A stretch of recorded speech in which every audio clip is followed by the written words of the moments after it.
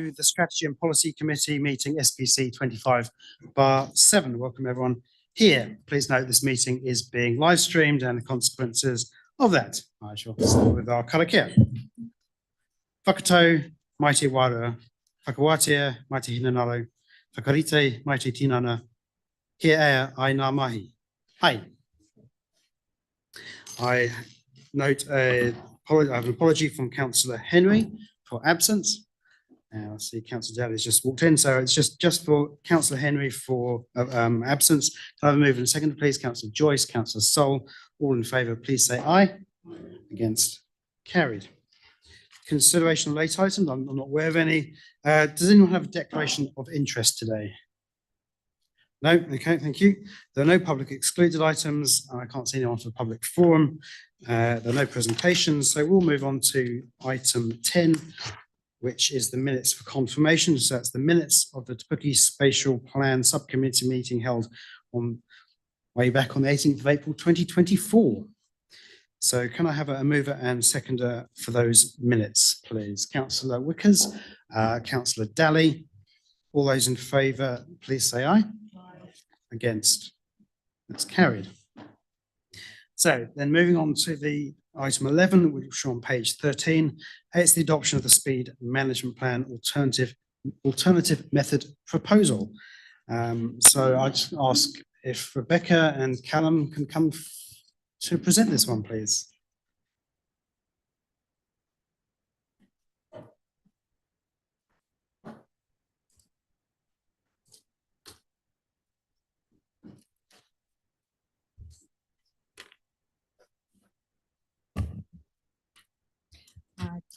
Good morning. I have a paper for you and that has the attached alternative method proposal addressing the variable speed limits outside the school gate. I will take the paper as read and happy to answer any questions.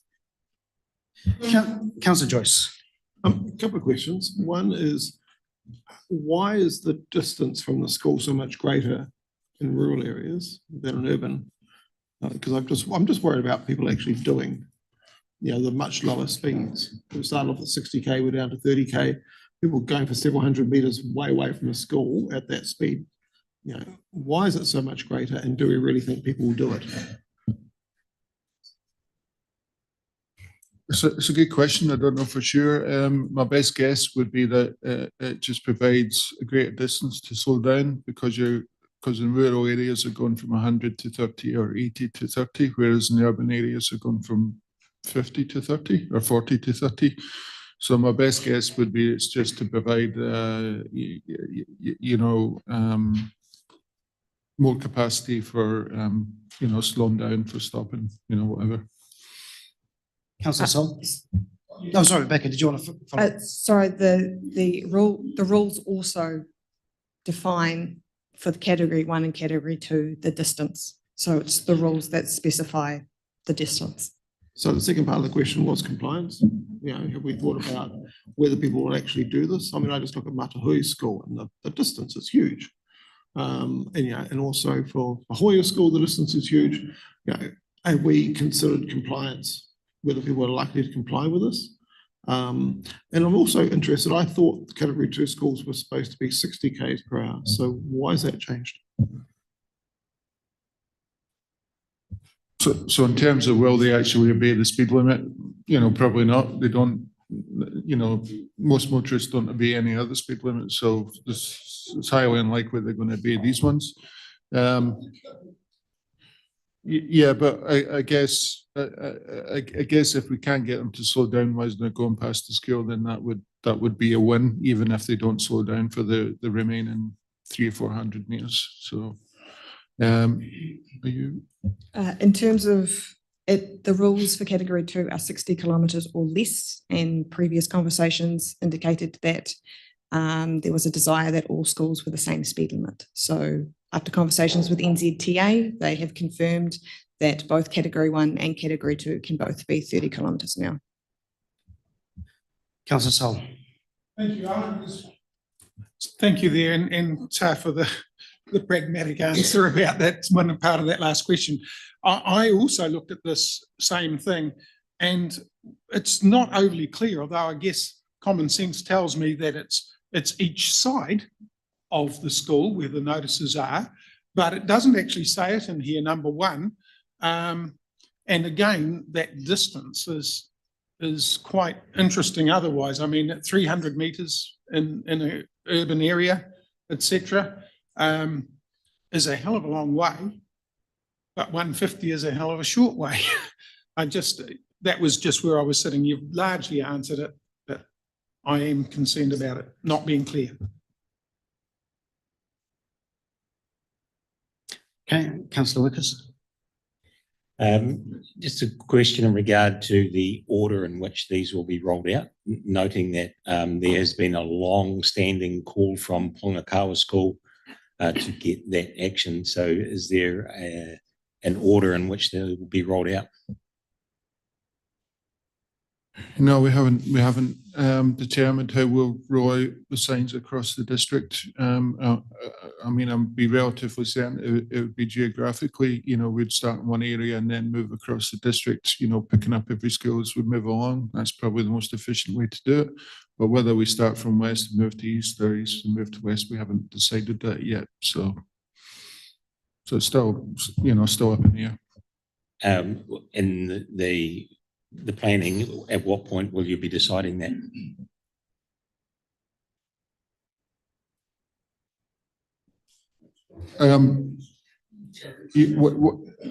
Once we know that we've got approval from NZTA to implement the variable speed limits that are proposed, then we'll start to pull together a programme of implementation. But until we get approval from NZTA, bear in mind that they did not approve our last speed management plan. Until we get approval from NZTA, we don't want to do too much work in case NZTA throw a spanner in the works and we have to change, our proposal. So the application is imminent now. Once we approve it here, it will happen. The applying to NZTA with the plan. If the committee approves it, yeah. And just on that, just as a follow-up, in terms of rollout, I mean, we've got to do it by middle of next year anyway, so presumably it's not we're talking weeks or months rather than much longer than that in terms of which side we'd start. No, we need to make a reasonable effort to have it done by the 31st July. Yeah, but if we basically if our programme shows us going beyond 31st of July, then imagine that's not going to be an issue as long as we can demonstrate that we've started and that we have a clear, achievable programme for implementation. Thank you. Councillor Maybench. Thank you, sir. When Councillor Crawford was alive and we had the community forum, the principal of Pongakawa School and an 11-year-old came to that forum and spoke about the need for safety outside their school. And as the years have gone by and nothing has happened, they have become quite disillusioned, but they don't have it with NZTA, they have it with our council because they see that we don't listen. And it's not our problem, but we carry the banner because of it. Could we have test NZTA by doing the work outside that school and live with the consequences with NZTA? You can put speed limit signs up wherever you want, really. I mean, we could go out to any road in the district and say put up a 60 kph speed limit sign. Problem is it's not enforceable. And what we're finding with modern technology is for example, like e-roads, people are now driving down those roads. They're seeing a 60 kph sign, so they're driving at 60 kph, but then the actual speed limit may be 80 kph, and then they're getting, they're basically, it's recorded as unsafe driving behaviour on those electronic driving monitoring systems. So really, it would cause more trouble than it's worth to try and implement changes to permanent speed limits without NZTA approval. I would suggest, and I'll ask you, Callum, if we're seeking funding from NZTA for the signs, then putting in signs without their permission might jeopardize that, I would feel. But I think we all agree that we do want to get that Pongakawa school issue sorted, and this is the mechanism we do it. So I'm comfortable that we're getting on with it as soon as we can, but I hear your point. I think, sir, it's over to the community to put pressure on the local MPs to make sure that NZTA delivers what they want. Is it not? NZTA do things in their own way. That's all I'll say. Are there any other questions? Councillor Sol, that's it. Largely, you've brought the subject up again, sir, for me, and that was about the subsidy for the signs. But if we've got till 31 July 26, is what you're saying, obviously, because 31 July is today, we've got plenty of time to see whether the subsidy will be available, I presume. So once we submit the alternative method proposal for approval to NZTA, we can then ask for subsidy because, because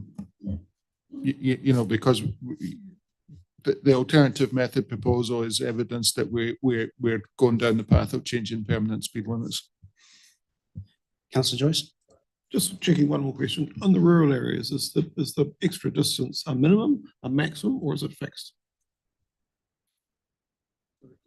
So the extra distance is The rules are fixed. it's a fixed 600 meters. Yeah, okay. Okay. We had a question. So there's 4 recommendations there. We received the report. It's low significance. We adopt the alternative method proposal and delegates the CE to make minor amendments. So do I have a mover and seconder for those? Councillor Murray-Benge and Councillor Ray. Is there any debate on this one? Councillor Murray-Benge. I think this is really, really important. And I find within the urban area, people actually abide by what the school is doing. And the schools can actually put out signs to actually help them to make sure that they control the traffic past their school at the appropriate times. And I'm quite sure that the rural community could do the same, sir. And I think it's really important that we push to make sure that this decision actually is endorsed by NZTA rather than them stuffing us around as they so often do. And our poor staff have got to go through it all again and redesign it. And this time we've got it. And so let's see if we can get NZTA committed earlier rather than later. Thank you. Callum? Sorry, I think we should just clarify that the reason NZTA refused our speed management plan is because it didn't comply with the new land transport rules setting the speed limits 2024. NZTA didn't actually, they didn't bring that rule into. Yeah. Sorry. Except they did sit on it for several months where they could have approved it. Well, they did, yeah, but I mean, ultimately, it's really the Ministry of Transport that deserves the blame for, what happened rather than NZTA. So, okay, thank you for that clarification, Callum. Any other speakers? Councillor Joyce. This is really important work. Keeping little kids safe is not many more important tasks for a council than that. Some that are equally as important, but that's a pretty important one. I do have a couple of concerns. I mean, asking people 300 meters before a school to go 30 k's an hour, they won't do it. And the problem with rules that don't win public acceptance is that they may actually go faster than they should when they're actually at the school. And that does concern me. It was the same thing when they moved the State Highway 2 from 100 to 80k between Katikati and Amakoroa. And they had no public acceptance and it wasn't honoured. They've sort of sorted that by putting a lot of roundabouts in, which has sort of forced the issue. And then they've moved it back to 100k. But the point is, any speed limit needs public acceptance, and 300 meters from a school, people will not drive 600 meters at 30 k's an hour. So I understand these are the rules, we're going to follow them. I would strongly recommend starting at the eastern end of the district. It's not just Pongakawa School, it was also Otamarakawa School that was very interested in this. Looking at the western end, Waihi Beach, I think, is pretty much under control. Katikati, you couldn't drive through there at 40 k's or 30 k's at school time anyway, because all the parents are running in and out to drop their kids off. So we're actually pretty good in Katikati. We've got the 40k already, and you can't drive 40k. And then you've got at Pahoja School where you've got massive roadworks outside. So that'll be there for the foreseeable future. So, I think there's a strong case for starting this one at the eastern end of the district, where there has obviously been strong demand and support. Obviously, it's an operational decision, so I just sort of ask that you look at that. But in the west, we're already pretty jam-packed with low speed limits and roadworks anyway. But I still don't think 600 metres is enforceable or going to help safety. I think such a long distance will actually reduce safety just because it will reduce public compliance, unfortunately. Thank you, Councillor Joyce. Councillor Sol. Thank you, sir. Actually, interesting. Compliance again is the word, isn't it? We've got to comply to what we're required to do, but the people probably won't comply to what we are asked to make them do. So it's a bit disappointing to me also that there's a couple of other things here, and that's the inconsistency. When we drive past a stationary school bus, we drop to 20. There's no distance about it. It's as you're going past. Yet to go past a school 600 metres out in the country, or 300 in town, is a heck of a long way. These two rules aren't overly consistent. And I would like to think somewhere along the line it does get addressed. I totally support the comments of my fellow councillor Joyce. And I just hope somewhere along the line, hey, we've got to do it, but maybe some more common sense comes into it in the future. Thank you, Councillor Sol. Councillor Coxon. I couldn't agree with Rodney more about starting out east, but if that's not possible, I would like to see Pongakawa School treated as a priority irrespective of where you start, just given that it has been a long running issue for them and it is a really big safety issue for those children. And, going right back to, I think when I started as a councillor, I remember, hearing from them and actually seeing that presentation as well. So, yeah, just what I'd like to add to that. Thank you, Councillor Coxon. I just want to add that this has been a long road to get to this point. We're still not there, but that we went out for consultation, 30K for every school, and that is what I want us to deliver. And so and provide that consistency of messaging. And school speed limits have been an issue for us for many, many years. You'll recall that Gary Ellis was in front of Fair Go at one point, and it has been a torturous process to get this thing fixed, and hopefully we're just about there. So I'm supporting. That's me. Councillor Ray. I'm very happy to support this today. As you said, Mayor, a long time coming, but safety, it's paramount for me, especially for our children. I do actually sit in the same basket as Rodney around the compliance of it. I don't like setting any rules or bylaws or things that we cannot enforce. So really hope the community support and endorse it as much as we do. And yeah, just thank you, staff, for this. Okay. Did you want to write a reply, Councillor Mowbridge? Yes, thank you, sir. I would. I think if we pass this, it gives it to the parents to make sure that they have a design outside their schools at appropriate times when they want to, just as they do in urban communities. And this school that we're all concerned about is a perfect example of where they will step up and actually make sure that they've got a structure in place that can actually signal to any traffic coming by what the rules are. So I'm very confident that we're doing the right thing. Yeah. Okay. Thank you. So I'll put the motion. All those in favour, please say aye. Aye. Against? That's carried. Thank you very much.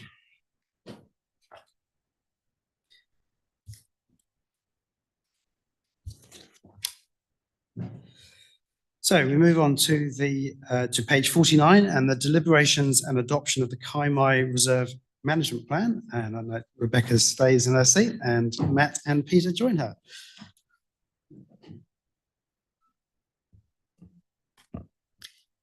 Yes, so the paper today has, as a result of the feedback that we received through the consultation on the Kaimai Reserve Management Plan and the draft Kaimai Reserve Management Plan Part 1 and Part 2 as contained in the paper. There is attachment 1 contains the issues and options, which breaks down each issue raised through consultation. But I will take the paper as read and answer any questions. Okay, thank you. Just to forewarn you that it's quite a lot of recommendations split into lots of parts, so I'll try to group them as inappropriate lumps so we can all have say at the appropriate time. Okay, so are there any questions for the team at the moment? Councillor Mowbend. Could I have an interpretation of the Maori words that are being suggested that we change for naming rights? I don't understand them. And I'm sure 98% of the public won't either. So if you look at page 4 and 5, well, sorry, it's going to be 66 and 67 of the agenda.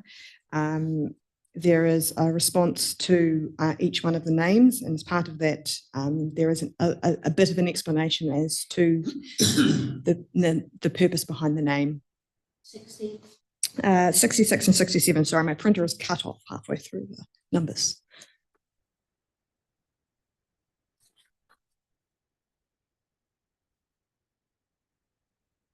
Many of them are named after the streams that are either running through or next to the reserve.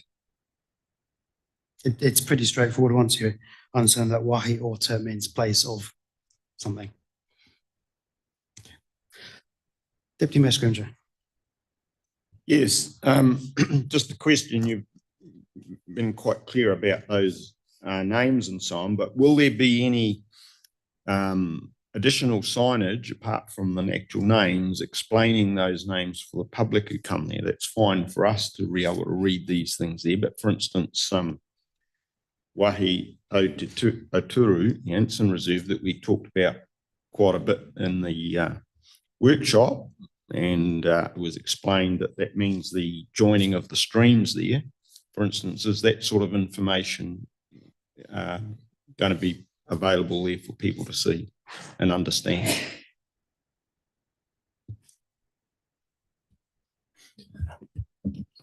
I guess what we're talking about there is, so Mr. Chair, is interpretation panels.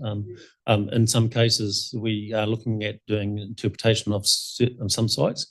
You wouldn't do an interpretation panel for every single reserve because there needs to be a level of interest.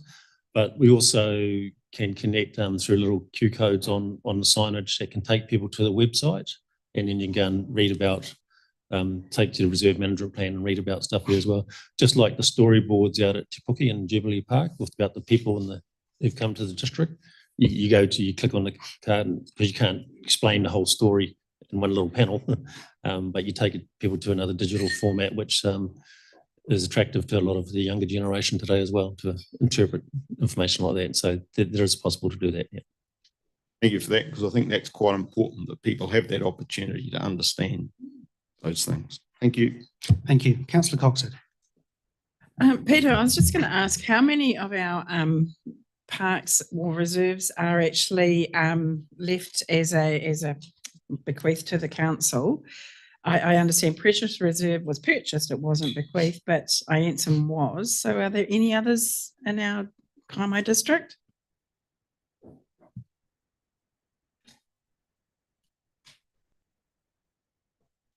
Not thinking in the Kaimai district, I do know that Hunter Reserve in Karikari was a bequeath. That was an estate given, so it's not a reserve in the Reserves Act, but yeah, but there's very little other bits of land. You're right, Precious Reserve was a purchase, it wasn't a bequeath, as some people in the community have suggested. Yeah, and the Anson Reserve is something that's going to be transferred from QE2 Trust to council, and council's agreed to take on that offer. We're just waiting on settlement of the mitigation of NZTA first before that transfer technically, like legally takes place. So there's not a lot of land like that. There are other parcels of land like Spooner Quarry Park, which is owned by the Department of Conservation, but with the administration of the land vested in council through legal process and Reserves Act for us to do the management of that land, control and management. Yeah. Councillor Mowbend.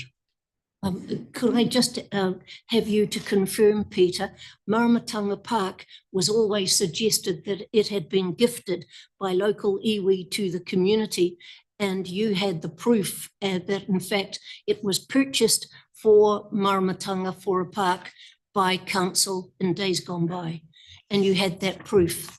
That's true. That is correct. Maramatanga Park was purchased through a sale and purchase agreement between council and a private treaty. Yeah. And my second question is number 9. It's got a long word. Where is that piece of work? That's Taha Taha Roa. Yeah. And so that one, that's been known as Taha Taha Roa for some time. But I was in the room at the time when it was raised that there was a that wasn't quite correct, and it needs to be Te Tawa Ki Taha Taha. So if it's at the bottom of Lockheed Road, the wonderful thing was we had Julie Shepherd, we had Rawiwi Kuka, and Tommy Wilson came in here and agreed that yes, they would love to have the ownership of that area, and they were supportive of the cycleway going around it. Councillor Mowbridge, that's not the topic for today's Well, discussion. it is, because it's the reserve management plan, and I just want to make sure that no agreement has been signed to give away the rights of public going around that cycleway, which was the agreement that we had, and Julie was part of it. Good timing, Julie. No sign has been. Yeah. I'm saying, Julie, that when we agreed that the land at the bottom of Lockheed Road, and you and Riwi Kuka and Tommy Wilson were at the top table and agreed that yes, you would like that land and you were happy for the cycleway to go around it. And then since then, and it's a beautiful cycleway and a walkway as well. And since then, no agreement has been signed. And I think it's a pity because you can't get on with it. But council has spent a lot of money making sure that that cycleway is as good as it should be. It's unique. Thank you for your view. I don't know if it's Peter want to answer that, but that is not a topic for discussion today because it's. Thank you. Did you want to clarify for Councillor Mowbridge? Be able to clarify? All I would say to that is that the transfer has not been completed and signed to the final agreement. Okay, thank you. Okay, Councillor Thwaites. Just comment on bullet point 8 there, Wahi Atu Oturu. I've lived in that catchment for over 50 years. That catchment crosses State Highway 2 in 4 places. The Ironton Reserve is only one of the 4. The other 3 don't go anywhere near that reserve. They actually go together. Ultimately, they're going to go under 2 new super culverts under State Highway, under the TNL, and they cross Armstrong Road in 2 places. It's only by the time they get to the railway line they come together and then undercross Borrell Road and go through. So to call that as the Wahi Oturu ignores a huge catchment of the area that's not reflected in that. All the water from the Quarry Park flows in a different stream completely to that Ironton Reserve. A spring next door to property next to me flows through a different culvert to that. So I just question that, specifically calling that catchment with only one of the 4 tributaries at that stage is slightly misleading. If anything, that would apply to the area that Bev Kane has claimed and renovated down by the railway line. That's where the stream finally comes together in the 4 strands. So I was always a fan of the Ironton Bush Reserve there, just being one of the 4 strands of the Oturu. It's not solely linked to that tribute to that stream. It does say in the explanation it's the Oturu stream rather than the 4 of them. So it's one of the 4. Would you comment on that? I guess the only comment was that the reserves management plan is applying to what is now known as Ironton Reserve Area. So we can only deal with the naming and the relevant to that, the whenua to that land. If there's other connections elsewhere and streams and stuff, then that's not part of this. So we can't in my view, really bring that into it. So, and Otura is what's, I understand, is what flows through the Anson Reserves. That's why that's subject to that name, and that was gifted and provided by Pirirako for that purpose. We can't look outside of the actual land because your RMP only applies to the title of the land. I note that Julie Shepherd is wanting to speak. I'm going to. I'm seeking your permission if I may join. If you can provide an explanation first, that would be, I think that's helpful. So if you would like to, why don't you sit next to Matt or near the Matt?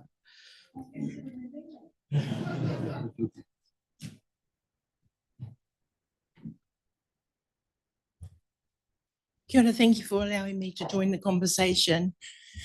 The whole wāhi or naming is to ensure that we are retaining original names. In regards to the Ōturu, Don, there's quite a cultural background, is that there's actually 3 sisters of the Ōturu, and they do, as you say, spread across the catchment. But one of them is modified, it's not natural flow. So that's the background of the significance of the name Ōturu. So I agree with Don, but there is a cultural kōrero that allows for all those tributaries to also be part of or they're all part of the Ōturu. Thank you, Julie. Okay, so I think we'll try and work our way through the recommendations. I will allow questions as we go, because there's quite a few in different topics. I will allow further questions as we go. I think that'll be the easiest thing to do. But first up, we have the first 3 recommendations are to receive the report.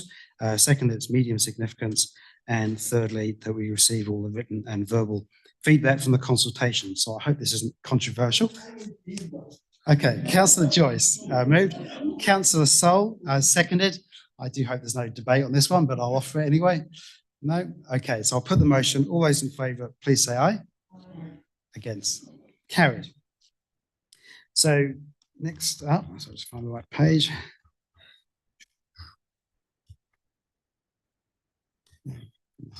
It's quite a lot. So item 4, and we've got the issue 1.1 proposed reserve naming, and we have 9 proposed changes.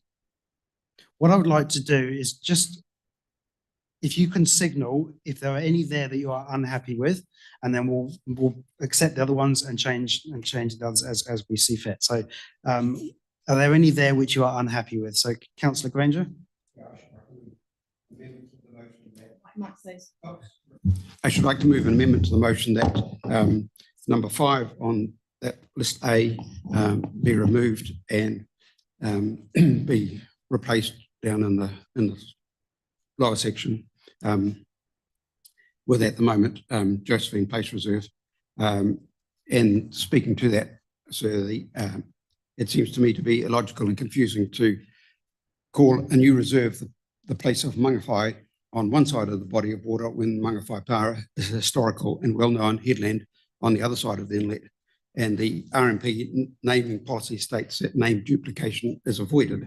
So we seem to be going against our own rules by having the same name on both sides of that inlet. My understanding is that Mangawhai means the stream of the stingray. So presumably that was the original name of the bay there. I don't know, Julie will know. But anyway, so it just seems to be confusing to have the same name applied on both sides of a body of water. So just to be clear, Councillor Granger, you would like number 5, Waihi Ōte Mangawhai, to change to Josephine, what was it? Well, I'm not wedded to Josephine as a name. I just think Mangawhai is not as confusing. Well, the option is to, yes, at the moment we'd have to not change it. So just to clarify, what was the original name? What was the Josephine name? Is it Josephine Place? Well, it didn't have a name before. Sorry. I mean, it's not, as per our naming policy, if there is no formal classified name gazetted on a reserve, then it will default to the street it's on. So if the reserve is on the end of Josephine Place, we'll call it Josephine Place Reserve. Okay, I was Right. just trying to clarify, it's called Josephine Place Reserve is what it will otherwise be. Yes, but it's not known as that in the locality. Yeah. Okay, thank you. Is there a seconder for that, change? Councillor Coxhead. Debate. I guess you've sort of already spoken your piece. Anyone else want to speak to this one? Question? Yeah. I mean, bilingual is great. Can we not have both? I mean, we're proposing that with Ianson. You know, can't we just have both? We have an English name and a Maori name. They sit together, they work together. They're not competing with each other. You know, rather than sort of having to go one way or the other, why not just have the two names together?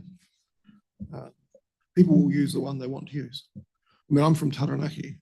You know, it got so controversial down there in the 80s, we used to call it the mountain because of a certain generation. If you didn't use Egmont, they'd hang drawing court here. And other people, if you didn't use Taranaki, they'd do the same.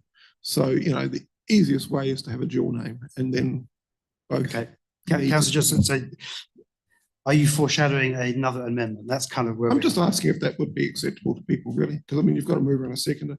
I mean, I don't see why we need to be so definitive about one or the other, but I haven't even raised this with anybody, so I don't know if I'm digging a hole or not. I understand where you're coming from. But in the end, the mover and seconder can either accept that change or they can, or it's another amendment. So I think I'd like to deal with one step at a time. Yeah. Any other speakers for or against the amendment? May I ask, do you want to speak? may I ask a question of staff then? Please do. Is there any intention to put signboards up on this reserve that nobody ever visits, apart from going through with their cycleways? Are we going to spend money on putting up signboards here?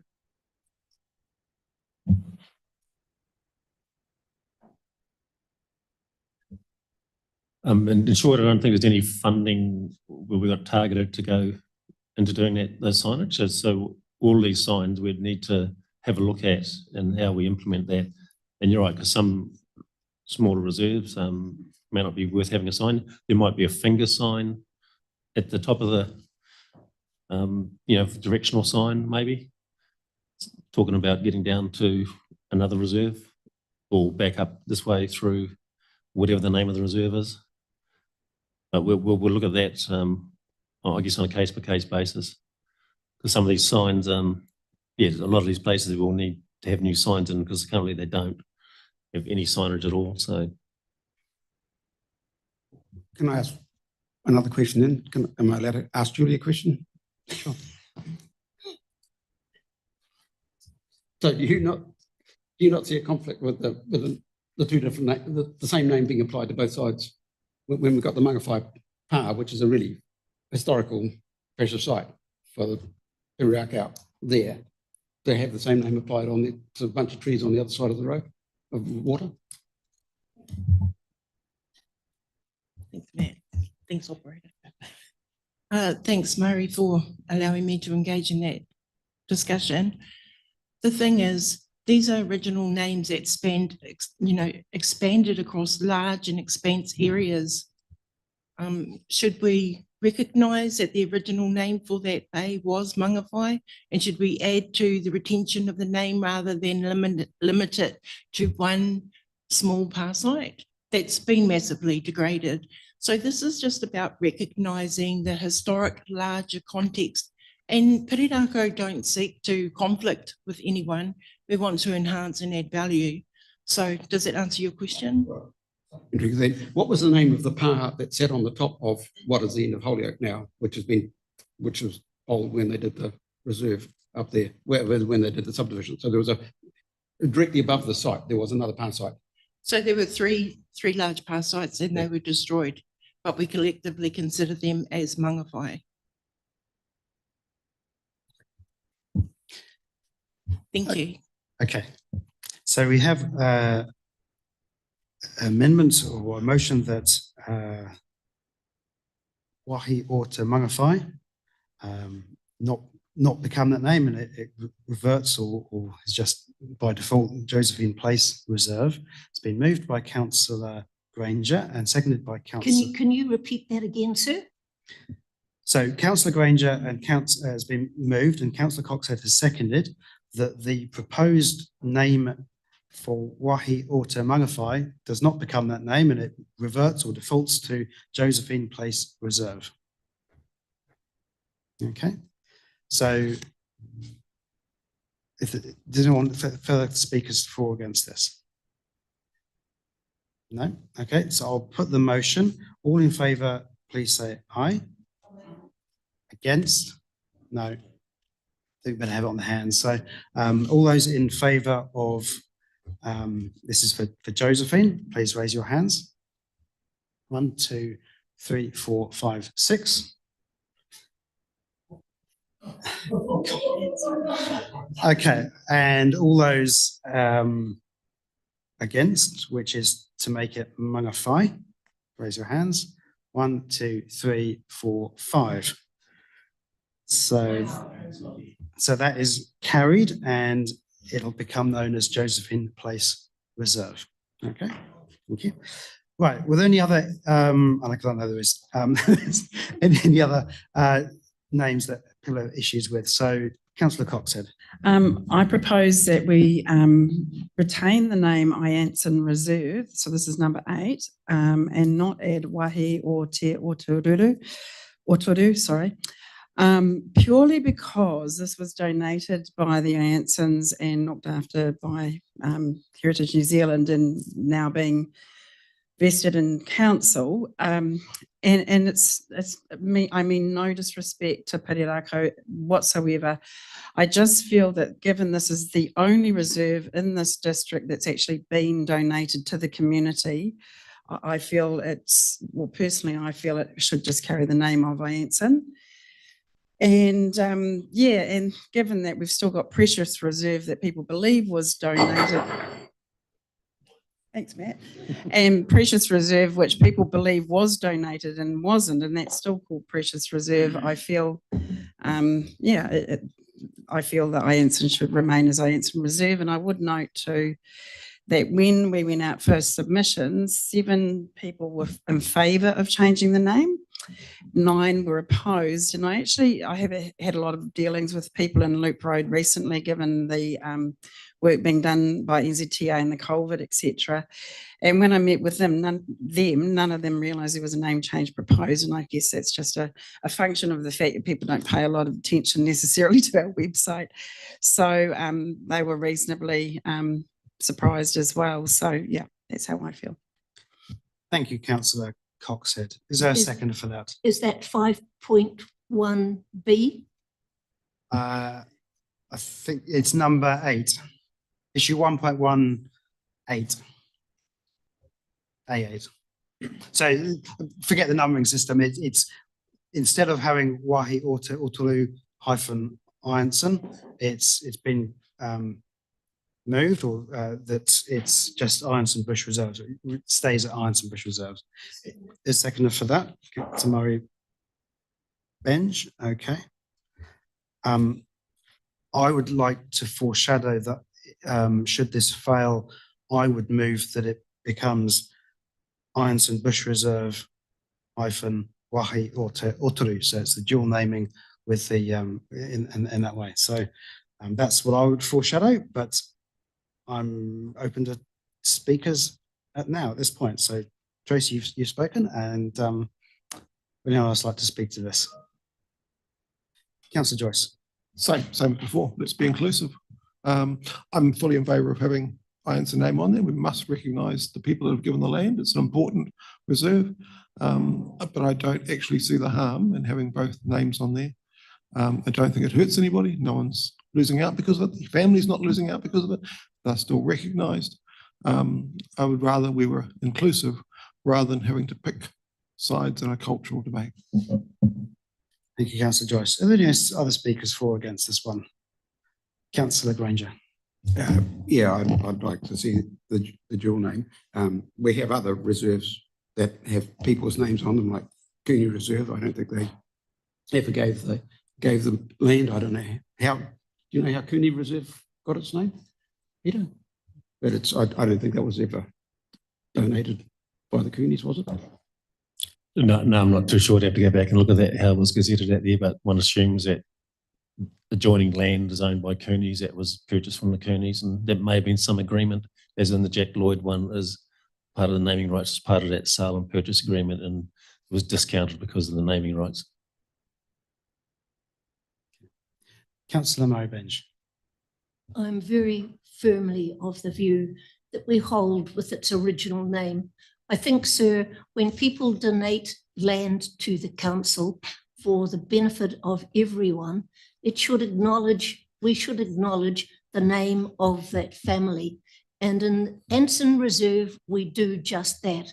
There are other areas where you can have joint names, but if you really want the community to believe that we will respect their donations of land, which is pretty precious, it's really important that we acknowledge them and don't fuss around and try and fiddle with it to please everybody. So, sir, I hold strongly to the view that Anson Reserve is something that is known by everybody and should be respected. It's been gifted to the council by that family, and we should acknowledge it. And by having a double words on it, well, that's great, but that's window dressing. And I think in this case, we really don't need it, sir. Thank you, Councillor Murray Bench. Councillor Thwaites. Yeah, although I raised it earlier, I will be not supporting solely the Ironton Reserve. I believe both as the appropriate.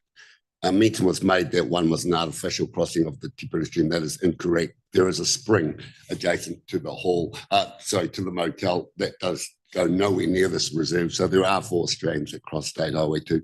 Like I said, I've lived in that catchment all my life virtually. They're all precious. They all ultimately all come together to go under the railway line, but I would support in recognition of that whole catchment that it is included after the Ironton name. Great.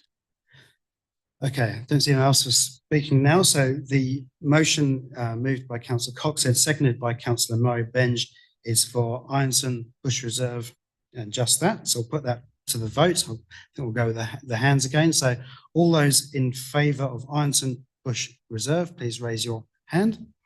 So 1, 2, 3. And against, please raise your hand.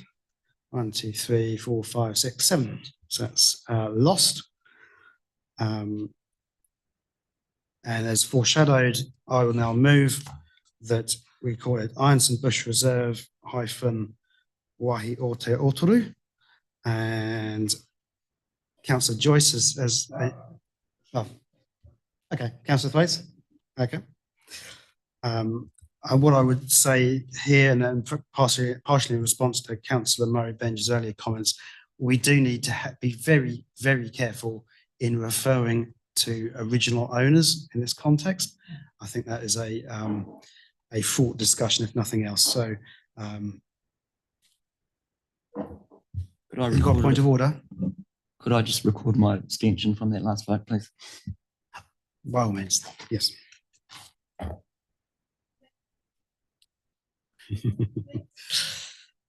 Sorry, you're not speaking. Okay, thank you.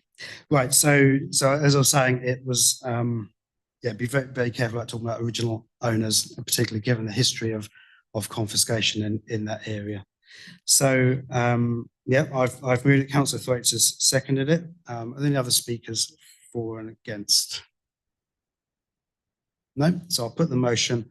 All those in favour, please say aye. Aye. Against? No. Okay. Okay, so that's carried. Thank you.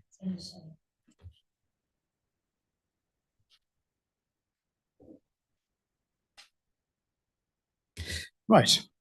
So of those 9, we've dealt with number 5 and number 8. Were there any other issues with any of the rest? No. So can I have a mover that, sorry, Julie, I don't really get a say on this one.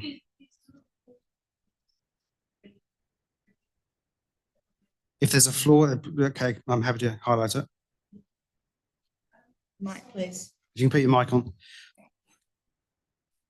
The naming Jack Ormsby Reserve, Jack Lloyd Reserve actually dishonours the name of the original owner, who was Jack Ormsby.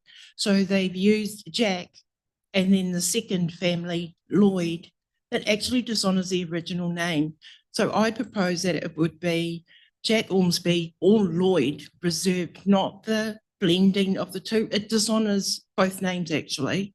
So can you have a think about that, everyone? And I'm happy to leave it there, but you can't take the first name of the Okay. original and then the last name of the second. Okay, just to be clear, you can't propose and move stuff, but can you just be clear what your suggestion is, and then we can deal with that? So either Jack Ormsby or Lloyd Reserve.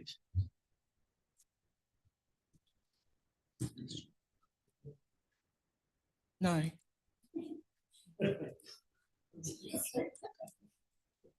So Jack Ormsby, not Jack Lloyd. So his name was Jack Ormsby, then the second family were the Lloyds. So what they've done is proposed the first name of the first owner, the last name of the second owner. So it should either be Jack Ormsby or Lloyd. Okay. Jack Ormsby. This has come up in earlier discussions. I appreciate your input on this one. But Deputy Mayor Scrimgeour. So thank you for the explanation, Julie, because no, I didn't understand that. I just have another question, that perhaps if I could address. Would it be appropriate to call it the Ormsby Lloyd Reserve, rather than using one Christian name and one surname, combine the two surnames? Peter. Mr. Chairman, just based on the previous discussion about Anson and honouring what they wished, I just need to check, we're going to go and check about what the sale and purchase agreement with the sale of this land. My understanding is that that is a name that was put forward in the sale and purchase agreement from the family. So if we're going to honour the family's need, I think we need to just double check on that first before you make a decision in that space. I'd appreciate that. Look, this has come up before, and it always seemed odd to me that it was Jack Lloyd and it was actually John Ormsby, and I mean, everyone has nicknames are fine, but when the sort of both names change, it does make you wonder. So I don't know the time frame for you. Better check that, or we can do it. Yeah, we're getting onto it now. Great. Yeah. Okay. So I just remember a pie and a pie Wanakori as well. Great. Okay. So I think we'll try and work through the other issues. We'll come back and vote on that later, if that's okay. That's what I propose. So, Councillor Daly. Yeah, sorry, I just wanted to ask a question about this particular one. If we retain the two names, should this be hyphenated or have a dash between the two names as well? My suggestion would have been Ormsby / Lloyd Reserve. Okay, I think we better let staff look into this one, and then we can discuss it later. So at the moment, we've under issue 1.1A, we've dealt with issue number 5 and number 8. We're putting number 6 to one side for a moment. So I'd like a mover and seconder to approve 1, 2, 3, 4, 7, and 9. Okay. Councillor Granger's moved and Deputy Mayor Scrimgeour's seconded. Is there any debate on these? No, so I'll put the motion. All those in favour, please say aye. Against, it's carried. So I think we'll finish off the naming ones and then we'll probably move for morning tea. But after that, yeah, it's a couple of ones. Just give me a moment. It's not complicated. So we now need to do the and parts. So let me just go through it. So we've got the retention of Te Puna Quarry Park, retention of Minden Lookout, work with tangata whenua interested parties on developing cultural presence initiatives, etc., and that the reserve management approach information for Minden Lookout is updated to delete reference to renaming the lookout to Wahi o Te Rangi Tuanehu. So Councillor Thwaites, you want to move that? Is that a seconder for that? Oh, sorry. Don't you have to put in the other names? Don't we have to put the other names into it before we move it? Just Josephine, retention of. So I've just gone through those and parts. Yeah, my run sheet might be slightly different.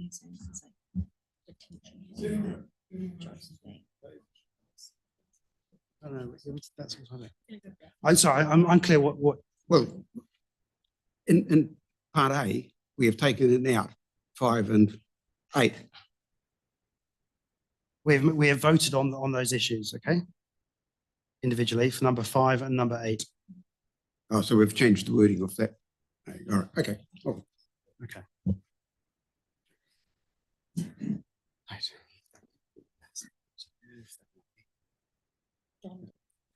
Okay. So Don has moved for those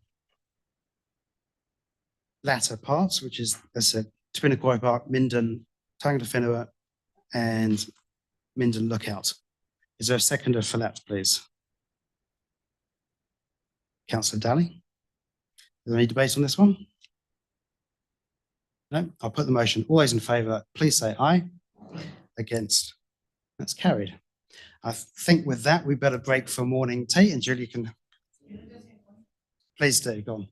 Little disappointed that there are 3 Minden reserves and we sought to restore the original name, and one of them wasn't afforded the opportunity to be renamed to recognise the original name. Just letting you know that's quite disappointing. Thank you. Okay, appreciate your view. Thank you. All right, we'll adjourn for morning tea and back at 11:15. Thank you.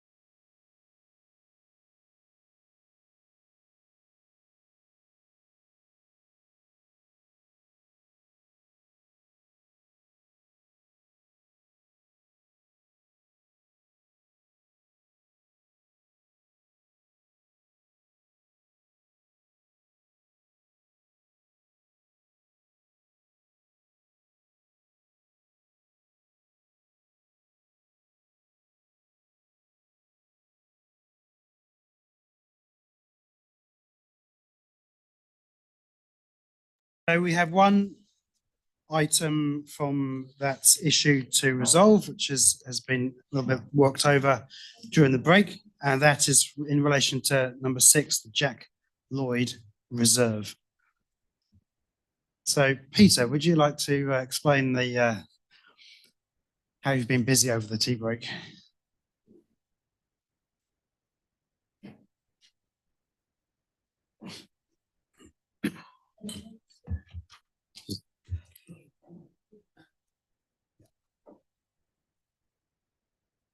Yeah, still on page 49. So through you, Mr. Chairman, just before the break, we were talking about the naming of Jack Lloyd Reserve, and there were some suggestions about how that should perhaps be reviewed. We've since gone away and found the letter we've had from a Murray and Margie Lloyd, representatives of the descendants. And I'll just bear with me as I'll read this out. It's addressed to Paul Watson, so it's actually Peter Watson, John Raupuru. And this reads as follows. A Lloyd family history at Wairoa Road, adjacent to Wairoa River. John Ormsby, in brackets, Jack Lloyd, took up a lease number 1888, term 999 years on 21st of May, 1909. He developed and farmed the property and paid $365 to freeholder before his death in 1938. Jack was a bachelor, and the property passed to his nephew, Harry Ormsby Lloyd, and family who farmed it from 1939 until 1961. It was then bought by his son, Alan Ormsby Lloyd, and farmed until bought by his son, Murray Allen Lloyd, in 1979. Murray and his family still farm the property, and their 4 children, Morgan, Francis, Aidan, and Erin, along with their own families, all have their small lifestyle blocks on the original farm. This includes 8 grandchildren. The Lloyd family are proud of the attachment to the land, as this involves 6 generations living and working on the property. The land is now in the reserve, and recreation was first drained and developed by the original owner, John Ormsby Jack Lloyd, over 100 years ago. After consulting our local iwi, Ngāti Ponga Trust, and the Wairoa Ngāti Kahu, who have an interest at that part of the Wairoa River, they fully support our desire to have the new reserve named after our original ancestor, John Ormsby Lloyd. We would therefore like to recommend that Western Bay Planning District Council that it be named Jack Lloyd Reserve. So thank you, Peter. I appreciate the work you've done retrieving that. I think that the obvious question for me that remains is, if it's named after John Ormsby Lloyd, and I can see John becomes Jack, that's fine. Why do we omit the Ormsby if that's his if that was his name anyway? I guess the question is, why did they admit the Ormsby? Quite possibly, yes. Any other questions? Councillor Murray Bench. So what I'm assuming is that the Ormsby is so entwined with the Lloyd family as well, one sort of merged into the other. Is that fair comment, Peter? I'm not too familiar with their genealogy, but the end result of their letter is that they've asked it to be named Jack Lloyd Reserve. Councillor Daly. Peter, can you just clarify, did you say the son who bought the land after the original, his name was Alan Lloyd Ormsby? No, Alan Ormsby Lloyd. Alan Ormsby Lloyd. So was that a hyphenated name, or is that a middle name? There's no hyphen. It's just Alan Ormsby Lloyd. So it could be a middle name. It could be a double-barreled last name. Councillor Solomon. Can I just get it clear? It was a 99-year lease, and then somewhere along the line, there was a purchase and sale agreement that came through. I didn't quite catch it from your It says, record. took up a lease for 999 years on the 21st of May, 1909, and paid $365. Well, I wonder if that's pounds, but anyway, $365 to freehold it before his death. So it became freehold. Councillor Murray Bench. I think, sir, when you've got a record, that it be known through the family connections, that it be known as the Jack Lloyd Reserve, we should go with it. I think I'm sympathetic to the Umbies, but clearly they're part of the Jack Lloyd family anyway. So I'm happy to move that, sir. Okay, assuming there were no further questions, Councillor Murray Benj has moved that we go with the Jack Lloyd Reserve as is written in the recommendations and supported by the letter that has just been circulated to me at least. So seconded, Councillor Thwaites. Any further discussion on this? There being none, I'll put the motion. All those in favour, please say aye. Against, that's carried.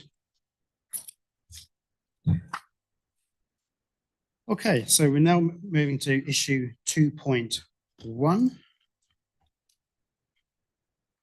which is on page 50. I think. And so that's the pest management strategy.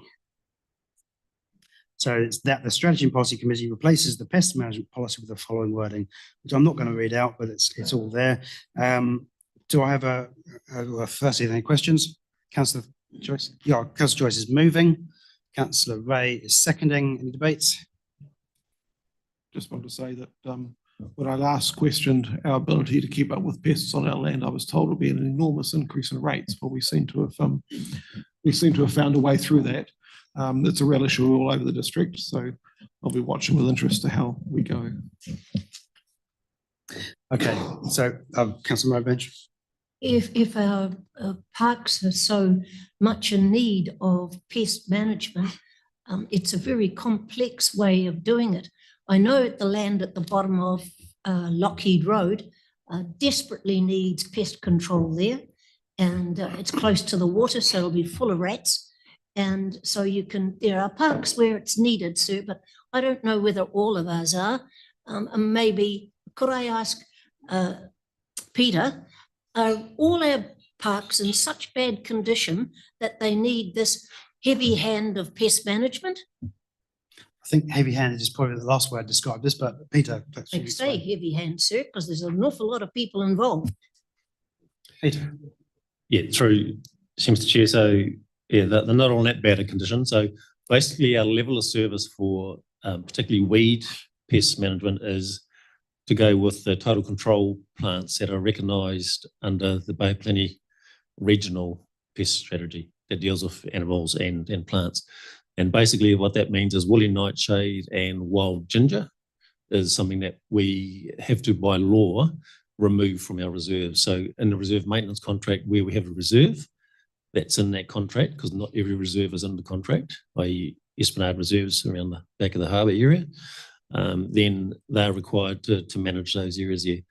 But what this policy is trying to do is give some, I guess, direction and constraint to how we use our resources, and we're trying to target where we have real good groups like, you know, OMI and other groups like out of Makatu, etc., where we can work with a group who can leverage their own funding, also leverage funding from regional council. So that's what we're trying to do with this here, and focus and get some areas done really, really well and get on top of that and manage it. Because as Pete, going into doing pest plant weeds, it's not just about going and clear it out. They keep growing in our weather, our climate, they just keep growing.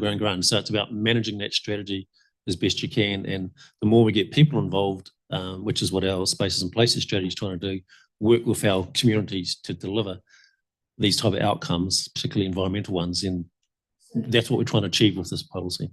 Second question, where you've got volunteers, and we have got great volunteers in our community, they won't be sidelined by this pest management program, will they? No, this would be of advantage to them. And that's why we have our volunteer coordinator role. So we have a person who sits in my team who actually supports and helps and grows these teams.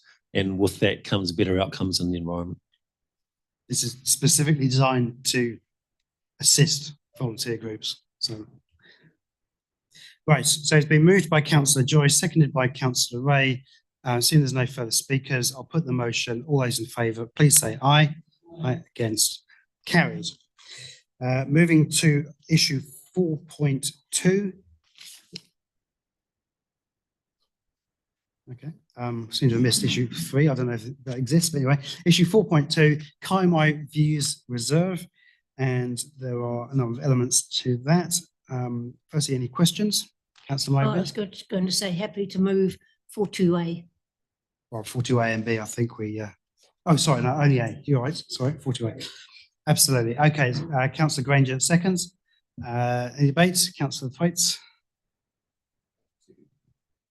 Councillor Granger, second.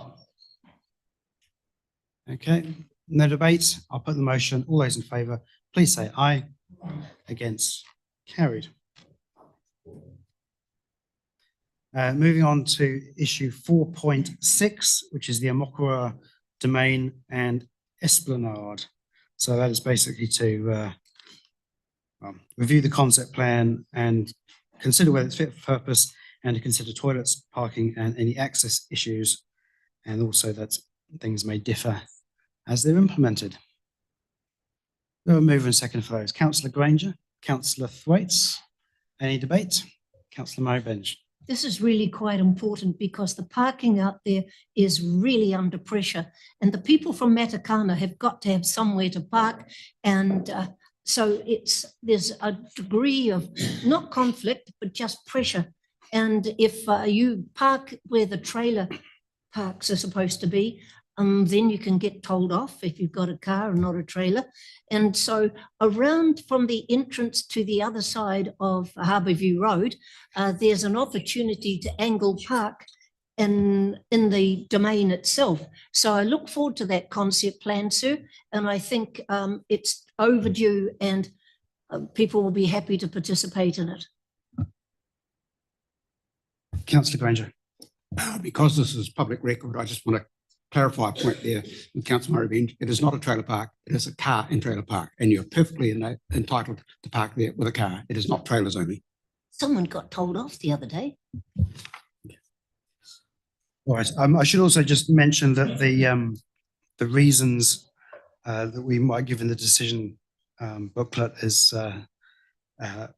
on a table on page 74, it says. So if you've got any queries with that, then please raise them as we go. But it's been moved by Councillor Granger, seconded by Councillor Thwaites.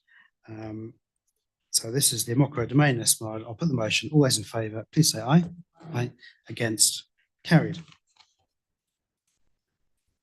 Next to option 4.7, and that's with respect to the Amokura Sports Ground.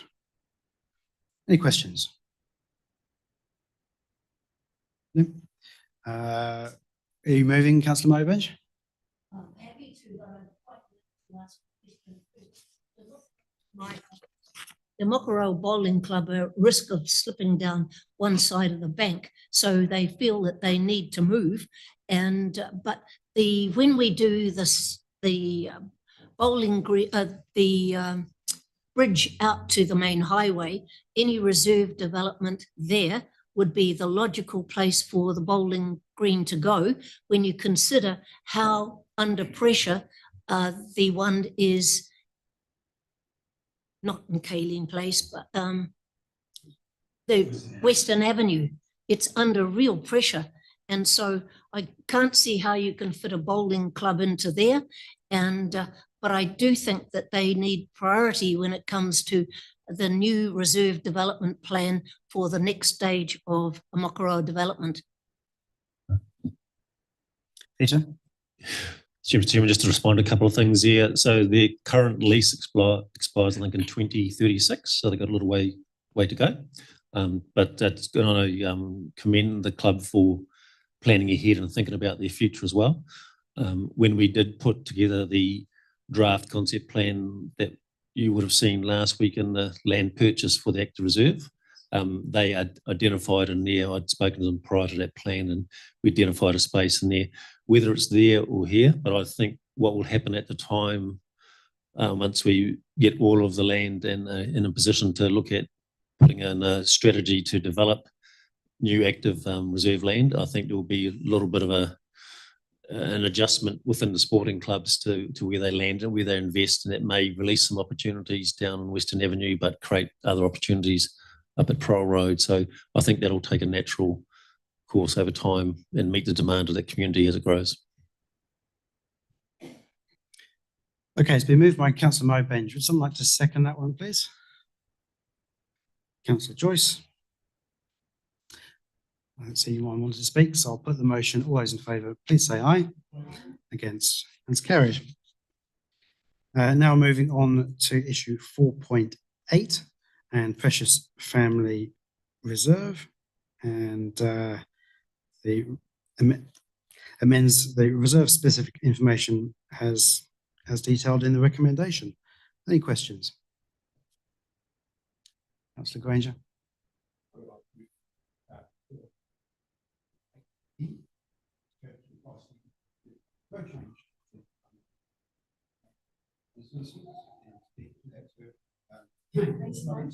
Sorry, use your mic, please. Right. I should like to move 4.8B, that the Strategy and Policy Committee makes no change to the Kaimai Reserve Management Plan in this particular instance. And speaking to that, there is no special ecological character down at that reserve. It's no different from any other patch of grass or section of foreshore in our area, in our district. And also the implement the improvements to the Maps Kelly walkway that's already underway. It's been funded by the Mokoro Community Board as one of their last actions. And I understand that contractors are already involved with that. So that doesn't need to be addressed. And so there really doesn't need to be any changes. The community is already working on the wetland with, I think, the fledgling Rotary Club that's starting up in the area is going to take that on as a project. So there doesn't need to be any specific changes to the plan. So just leave it as it stands. Thank you, Councillor Granger. Is there a seconder for that? No? Okay, let's try. Clarification from Peter about the implications of A or B. That'll be helpful because, I mean, Murray's put his case and I would like to know from staff, you know, what the implications might be, because Peter might say it's fine, in which case, yeah, I'm happy to second, but if, I'd like to hear some expert advice. Peter? Mr. Chairman, I don't see any significance in either A or B, as Councillor Granger's pointed out. The Community Board has already adopted to move forward with some funding towards addressing the safety and new surfacing on the pathway through there, because it's a very popular reserve, as we know, and has a lot of carts go through there, golf carts. I'm going to put in some signage there. So some of those actions don't necessarily need a clear direction and a management plan to implement. It's just a common sense, practical outcome, which we would do as best practice for managing the reserve. So we obviously like to enhance any ecological opportunity in any reserve, because that's what they're there for, with open space for the community's benefit. And so, yeah, that's my view on that. Sorry, is there any downside from adopting A? I mean, there's a signaling to the community of what our intentions are, has a value, but is there a downside to it?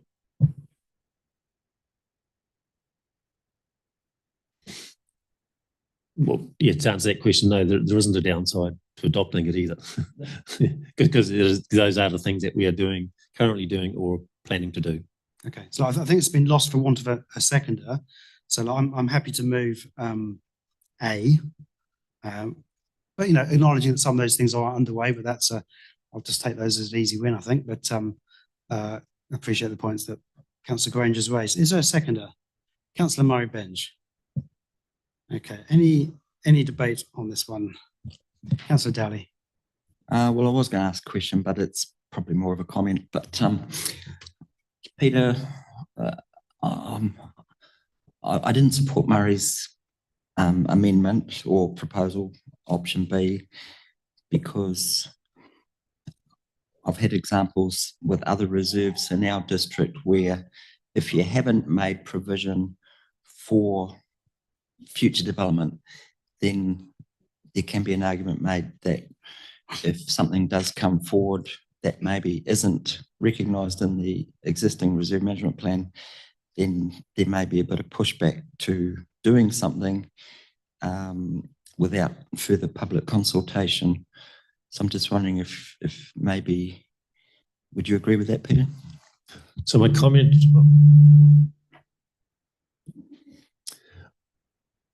in response to that, and it may be something we're discussing tonight at Te Puke Community Board meeting, is that those items are often capital items. Like there is an existing pathway there, we're just improving it and making it a bit better use. There is an existing community group there in Precious Reserve that we're continuing to work with, and maintaining the reserve and its ecological character and passive recreation is in our generic objectives anyway. So all those things are quite passive. Where you referred to, Councillor Daly, is that when we haven't identified something like new facility or new pathway or new car park, and yet we go to do that and we haven't signalled that in the concept plan of any kind, and that can be, as you know, with this particular reserve, can be quite controversial in how that's viewed by community. And it's I guess there's a level of discretion on the significance of what's being proposed to the change in a reserve that, yeah, so there's no, I guess, answer that covers every single reserve in the district and that there.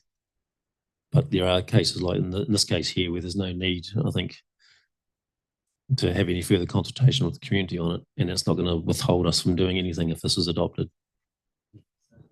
Just in response, so even if you say nothing, that leaves a pretty well, yeah, I guess that is pretty open and shut. But if you've got sort of fairly broad objectives, then maybe that can be picked up upon and maybe does provide a pathway, and if something new does become proposed.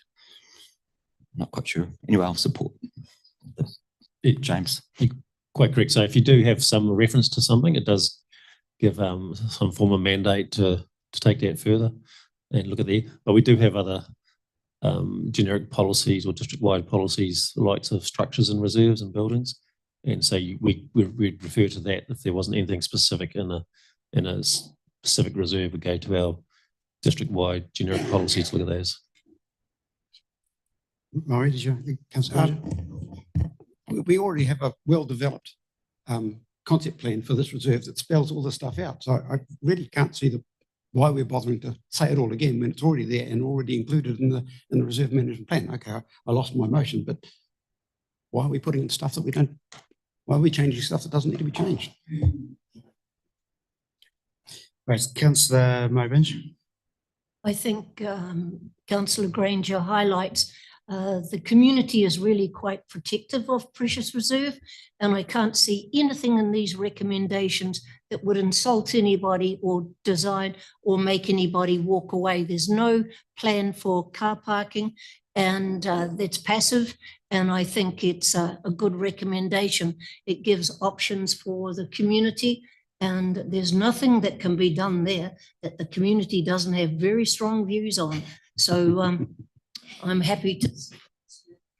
Thank you very much. I think we'll move on with this one. So I'll put the motion. All those in favour, please say aye. Against? Carried. So we're now up to option 4.11, and that is the Memorial Wall and Gel Crap Historic Reserve. So the main thing here is that it has been identified as a potential site for a memorial wall subject to feasibility and community feedback. Councillor Joyce is happy to move. Do I have a seconder? Councillor Ray. You got a question, please? Thank you. So Peter, just in terms of Gerald Crap Historic Reserve, so what's the history?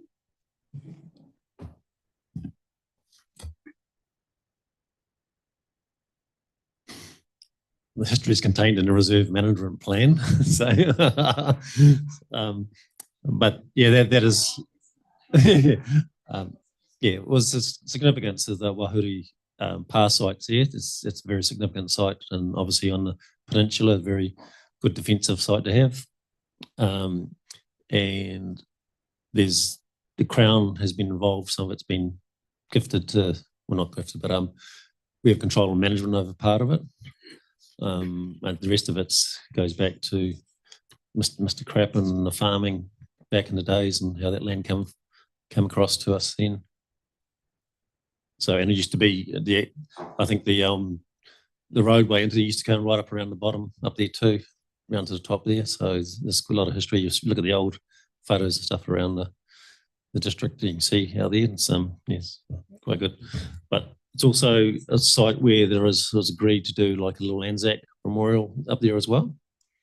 And that's also the place where the King's coronation, there was a tree planted in celebration of that a few years back. Okay, any other questions with this? It's been moved by Councillor Joyce and seconded by Councillor Ray. Just please speak. Yep. Just for those of you wondering what this is, it's just a place for people to remember their loved ones. If you go to Ngatea, they have a memorial wall in the centre of town there. And yeah, Amokaroa is quite a long way from cemeteries. So it's just a chance for people to have somewhere to remember their loved ones. Whatever their cultural background or whatever, it's not tied to any particular group. So it's just that opportunity is there for people who, maybe not able to get out to the cemetery or whatever, or don't have ashes to go and visit. It works really well in other areas, and I'm pleased we're able to do it here. Thank you. So with that, Councillor Mowbridge. I shouldn't, but I have to say, it's such an historic area, and to have the wall there for memories of people, I think is beautiful. So I think the community will be very grateful for this, sir. Thank you. Councillor Daly. Yeah, I'd like to speak to this one. This seems like a good opportunity, but I think Tracy's question sort of highlights there's a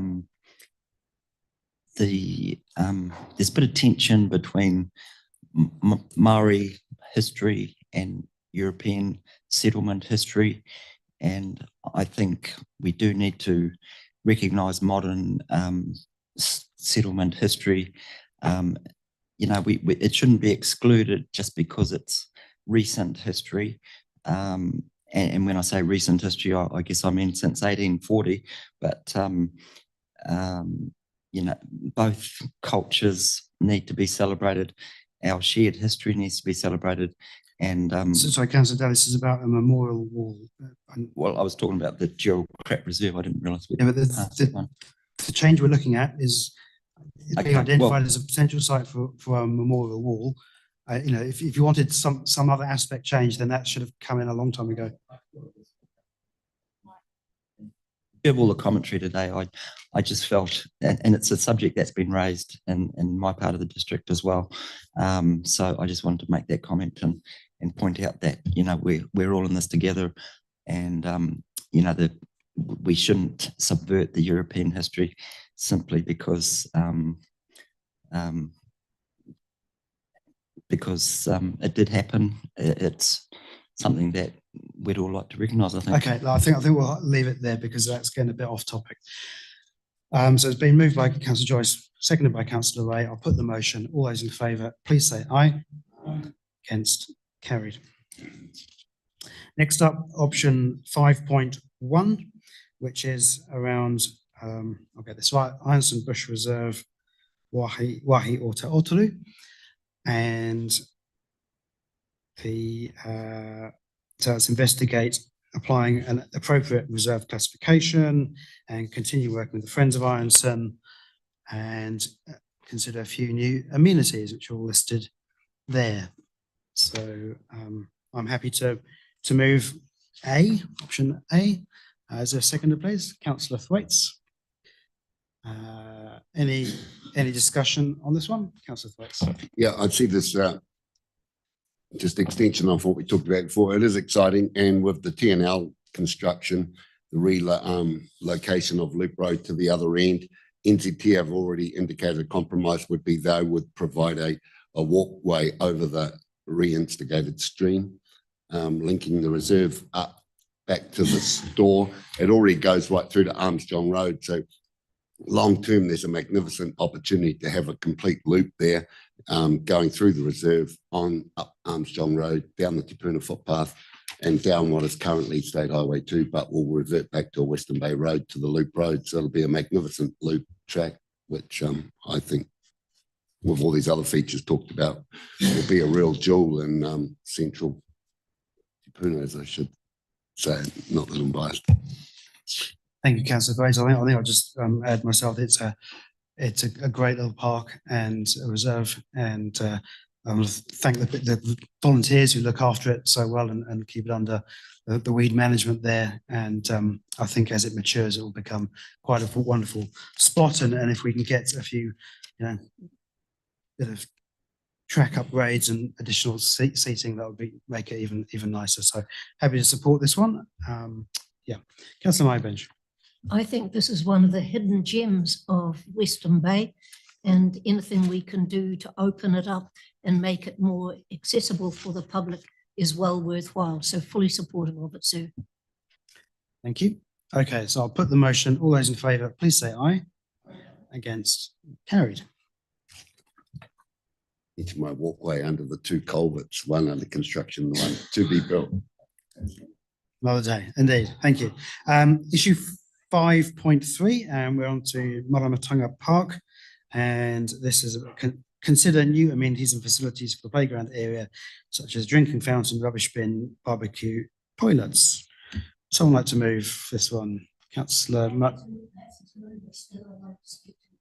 Of course. So moved by Councillor Mybench. I see that Councillor Granger is happy to second. So Councillor Mybench. When we did the cycleway through here, it was expected that on the corner of Maramatanga Park, there would be a toilet and it would service the local community plus the cyclists going by.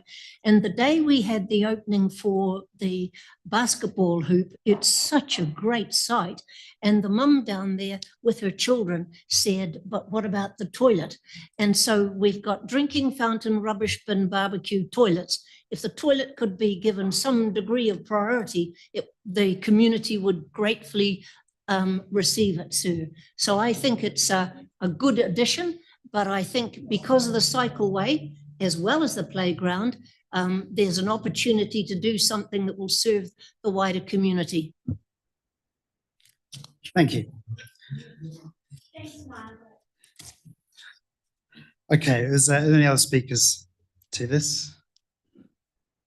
No, I think the way the playground at Maramatanga Park has progressed is really lovely. That the playground, which I know that Councillor Thwaites had a go on the Flying Fox, that was quite a special moment.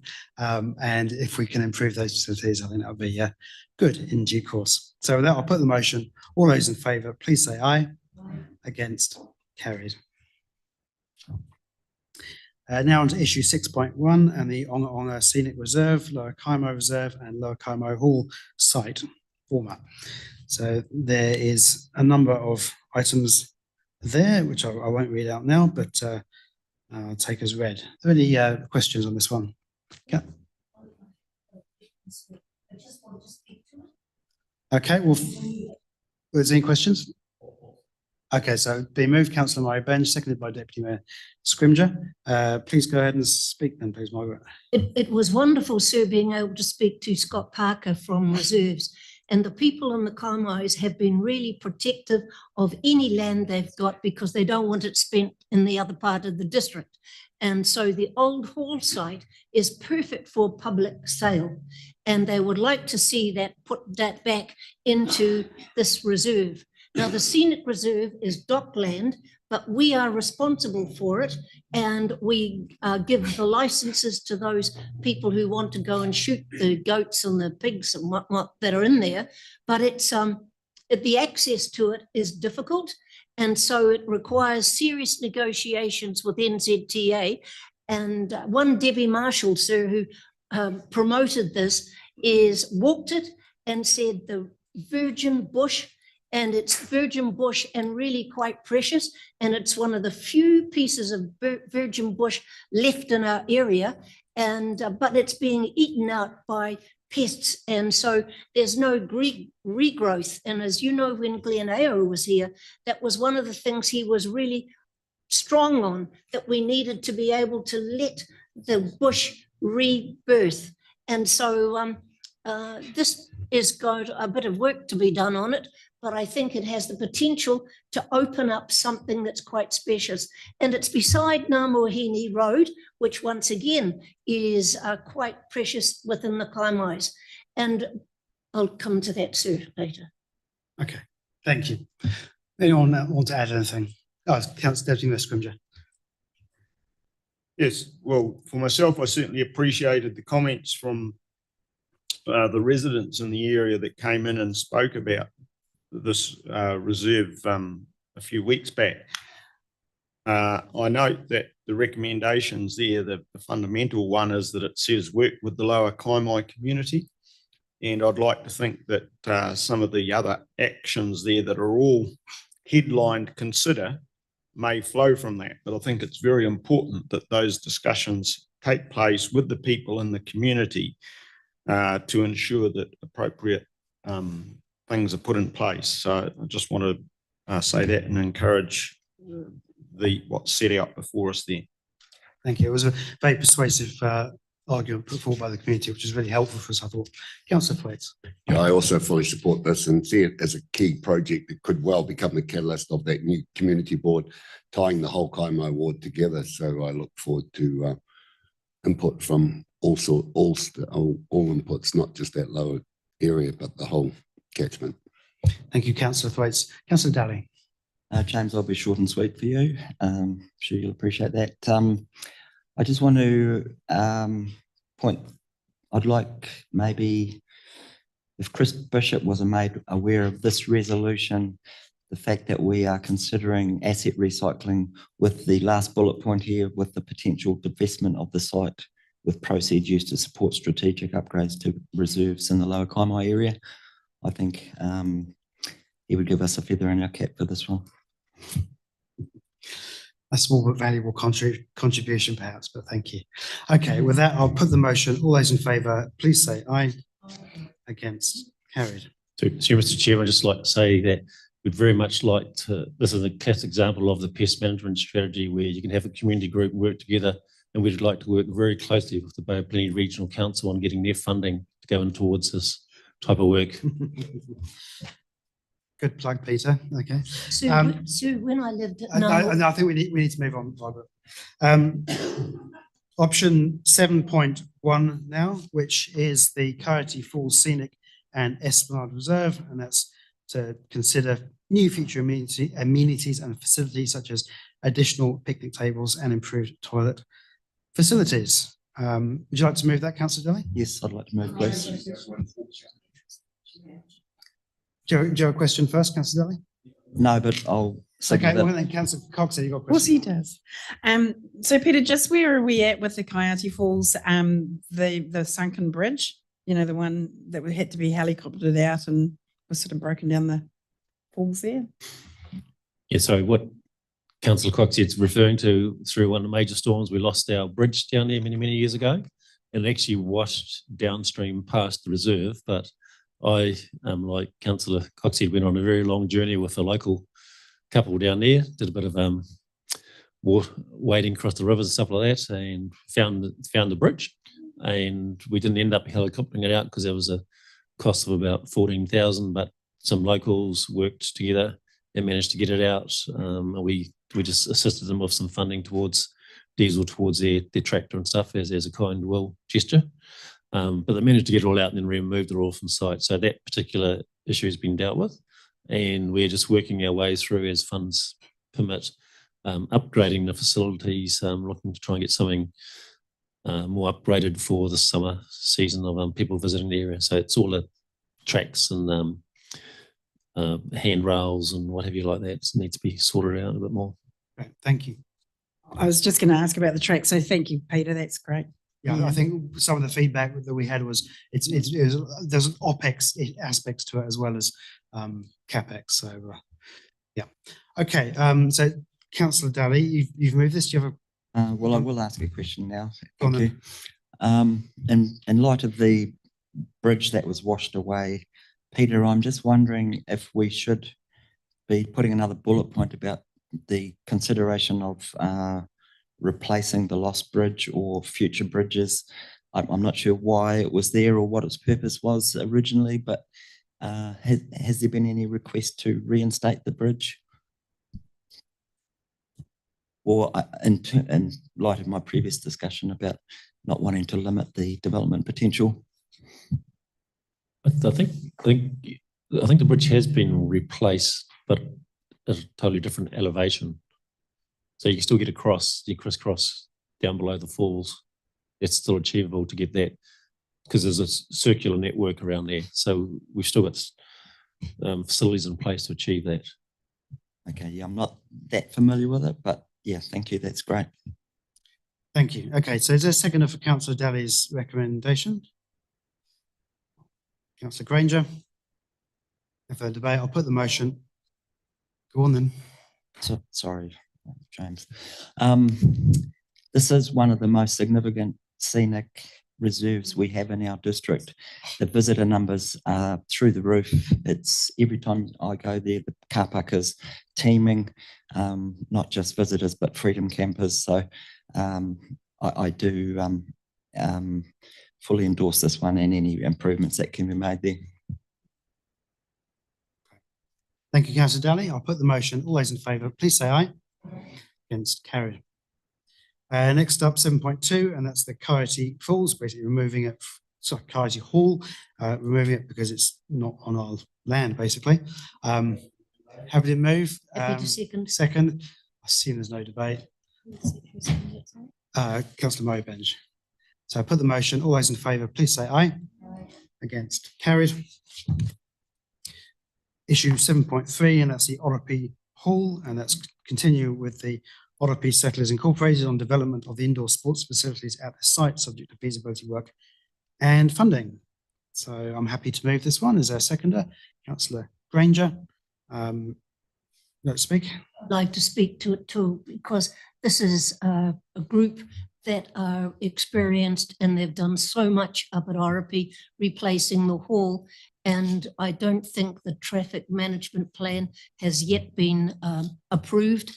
And it seems to me that it's messy, sir, because the Oropi School down the road, there's a great combination between them. And I think I'd just like to think that we were more cooperative with those people who are doing so much work up there and making a huge difference. I could be wrong, Councillor Mowbenge, but I believe that consent has been issued. Yes, it has, but I think there's still the traffic management plan. Well, that would have been part of it, but we're probably not the best people to try and resolve that at this point. But Councillor Joyce? I think this is a very exciting plan. I would just ask that the interests of the neighbour not be forgotten. They are supportive of this plan. They do feel a little bit blindsided because a previous owner of their land agreed to have the sports facility right on the boundary, and that then impinges on some of their access rights. So I just ask that staff be sensitive to their needs. They really had no idea. There was nothing on their title or anything recording that permission being given. It was given some time ago, and they're just concerned that they won't lose an access way to their property. So if we could just bear in mind the interests of the neighbours, and you know, the neighbours are fully supportive of this project, but they're just a little bit worried about losing one of their access ways. So if that could be taken into account, please. Thank you. So with that, I'll put the motion. All those in favour, please say aye. Aye. Against, carried. So issue 8.2 and around governance, planning and cultural recognition. There's recommendation, it's reasonably long, so I won't read it out, but basically working with Pulilako and community groups, etc. So anyone want to, you want to move that? Or your question? Question first. I understand Pulilako is keen to be involved, and they're doing a lot of good work at the bottom of Lockheed Road and other areas. But to demand that they be involved with all community groups when they were so separate doesn't make any sense to me. And I would prefer, when it comes to holding, this council is the one that holds the responsibility for everything to do within the Kaimai Reserve. And I'm not about to delegate that to anybody else. Tell me why I'm wrong, sir. I will.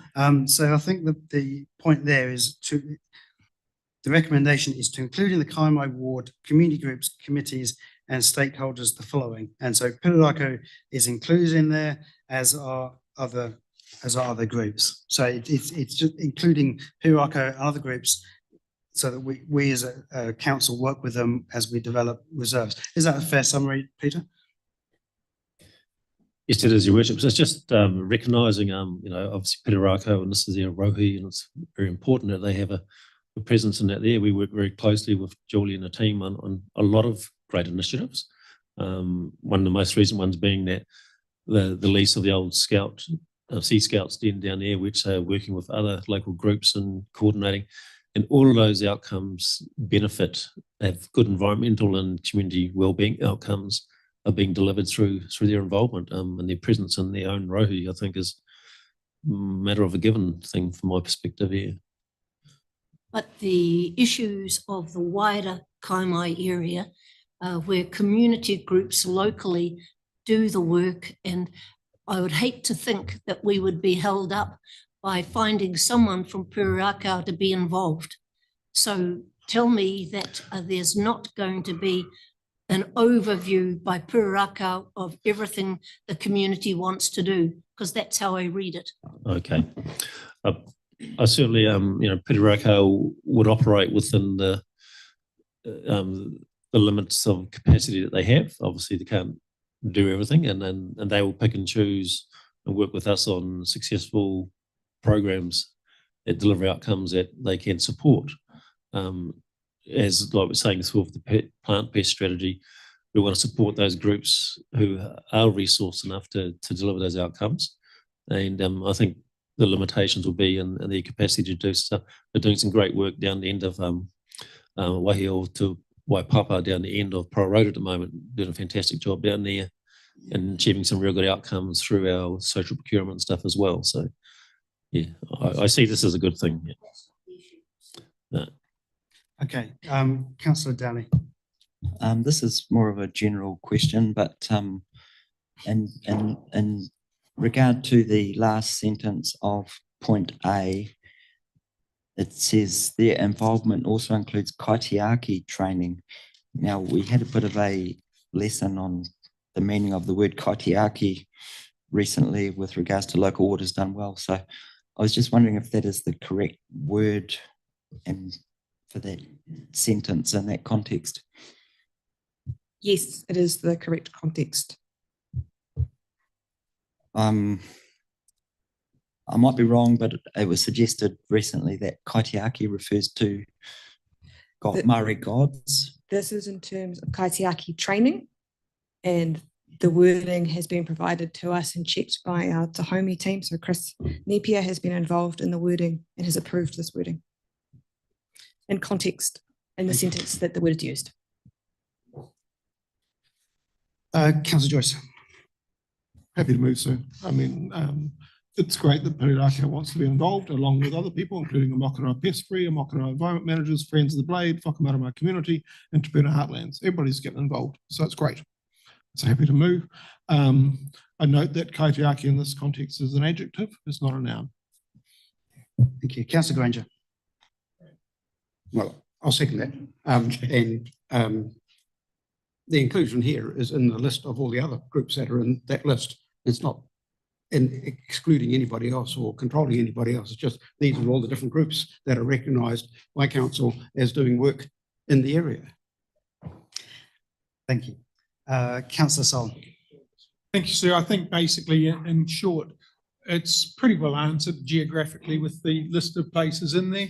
And that's where they have their point of interest. It's pretty clear to me. It doesn't involve the whole of the Kaimai Reserve management.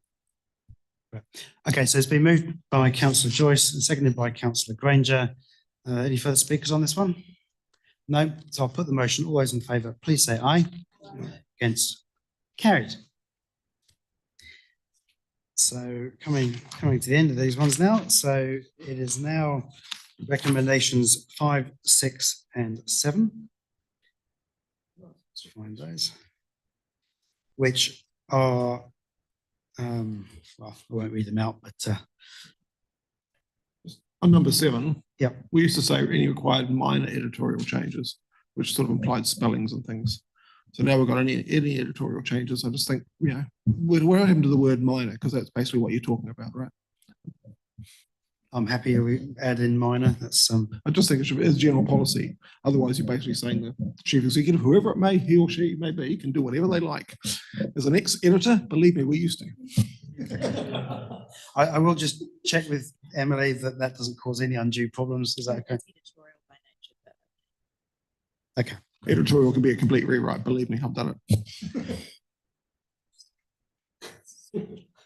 Oh, yes, and there was one error in that in number 6, which should be the strategy and policy committee, not just the policy committee. So that's a throwback to the past, I guess. Yeah. So there's three recommendations. I'm happy to move those. Is there a seconder, please? Councillor Sol. I assume no one's going to debate this, so I'll put the motion. All those in favour, please say aye. Aye. Against, carried. I'll just clarify that include changing the minor. Okay. Right. Right, that's the RMP done. Thank you, Peter. Thank you for that process, because it's quite a long process, involves a lot of community engagement, a lot of cold barbecues and stuff like that, getting out there and talking to people, selling sausages that on a barbecue that doesn't really fire up that well, but that's really good to have your involvement in that and to get us to this point where we can move forward on behalf of the community. Well, I want to thank you, your team and the policy team for guiding us through this one. It is quite a big work stream that I appreciate getting done. So thank you. Thank you, Julie. So we're on to page 331 now, and the submission on the building and construction small standalone dwellings amendment bill. So these next couple are just submissions to receive. But if anyone's got any questions, now's your chance. So, any more questions on this one? Councillor Joyce. We once again say, don't forget us with our FinCos. As fewer and fewer councils have FinCos, at what point are we going to be told, no, we're going to have to change because we can't keep changing the government? You know, I realise it's a process we need to go through, but at some stage the government's going to say to us, actually, no, you can't keep tail wagging dog. The dog is moving towards other systems and FinCos are on the way out.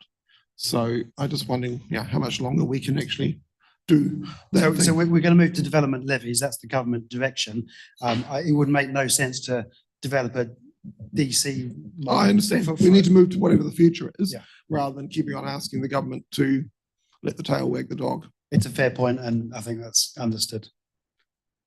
Anything? Please. Not just asking it those remain in place until a new system's set up. We're Essentially, not asking ad infinitum.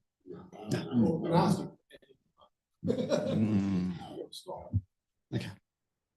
Great. Okay. No more questions? No. So can I have a mover and seconder for those two recommendations, please? So Joyce, Deputy Mayor Scrimger, all in favour. Do you want to speak to it, Margaret? No, don't feel you have to. Okay, I'll put the motion. All in favour? I thought it was a good submission, but the council, the government clearly hasn't got its granny flats legislation through tightly enough. But I know the community is waiting enthusiastically for the 70 square metres to be able to build on properties where the land is available. I think it will be welcomed by people, but the having control and making sure that local government doesn't have the can dumped on them again as we have with weatherproofing. I think that legislation is appalling. And so I'm supportive of the letter, sir. Thank you very much. So I'll put the motion, all in favour. Don, do you want to speak as well? Seeing Margaret, Councillor Moben's raised it. Does the 70 square metres, will that overall our current 60 square metres in our district plan? Yeah, the bill in front of us is more related to the Building Act, but certainly the corresponding National Environmental Standard talks to 70 as well, which will fall under the RMA, which will goes up what's in the district plan. So we don't need to make an amendment to our district plan, it will just be over it. The NES will apply over top of the district plan. Thank you, sorry. Motion, all in favour, please say aye. Against, carried. Okay, last item on this meeting agenda is the submissions on Aotearoa New Zealand Biodiversity Strategy and Predator-Free 2050. So there's two recommendations there. Actually, there's the submissions were split in half for those two aspects, the predator-free and the biodiversity strategy. So any questions on this one? No? Okay, I'm happy to move. Councillor Wickers, would you like to second? Yep. And if there's no further debate, or there is, Councillor Joyce. I just don't see the point, to be honest. We aren't actually asking for anything. We're just saying we're happy and that we'd like to be considered. I mean, why do we do these things? No one's going to. Okay, so no one's going to take any notice. I mean, it's a classic case of spending our time, and I won't spend any more, on something that, frankly, no one's going to read. No one's going to take any notice. We're not even asking for anything. So why do we do this? We did discuss this in the workshop. Yeah, the question still the remains. direction was keep it short and sweet and basically a one pager. It does seem to have expanded a wee bit, but that's the nature of these things, I suppose. But yeah, Councillor Murray-Bench. DOC have made changes, and I think this is a sensible letter, and whether it has any influence or not remains to be seen, but I think we should do it. Thank you. Okay, I'll put the motion then. All those in favour, please say aye. Against, carried. And so with that, we'll close the meeting at 11:44. Thank you, councillors.